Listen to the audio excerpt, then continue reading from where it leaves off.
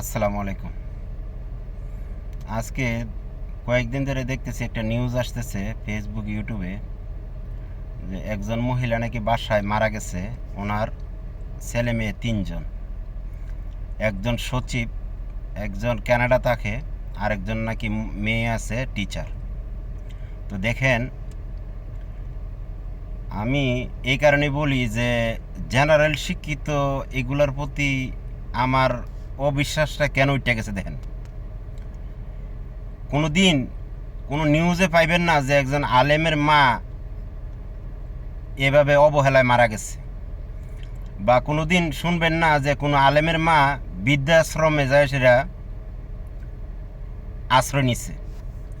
কিন্তু এগুলা বেশিরভাগই বৃদ্ধাশ্রমে যেগুলো দেখবেন, বেশিরভাগই মনে করেন 10,000 হইলে 10,000-এর মধ্যে একজন হয়তো হইতে পারে না আলেমের, বা আলেম নামে জালেম যেগুলো একজন, 10,000 লোকের মধ্যে একজন পাইতে পারে না আলেমের বাবা মা। আর না তো মনে করেন 10,000-এর মধ্যে 10,000-ই পাইবেন জেনারেল শিক্ষিত যারা, তাদের মা বাপ বৃদ্ধাশ্রমে থাকে। তো এই কারণে বলি যে ছেলে মেয়েরে জেনারেল শিক্ষার দিকে নজর না দিয়া ইসলামের দিকে নজর দেন, ইসলামিক শিক্ষায় শিক্ষিত করেন, তাহলে আর বৃদ্ধাশ্রমে যাইতে হবে না। তো আলহামদুলিল্লাহ,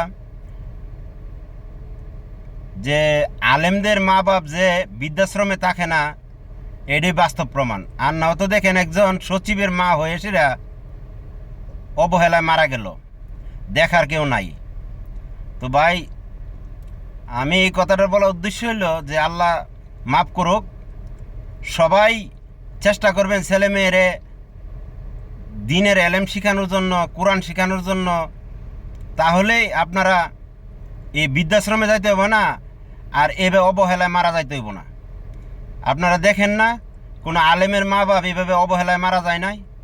তা আলেমদের বিরোধিতা করেন আপনারা কেন? আপনারা আলেমদের বিরোধিতা করেন। তো ভাই, আমার ভিডিওটা যদি ভালো লাগে তাহলে শেয়ার করবেন, লাইক করবেন, ঠিক আছে?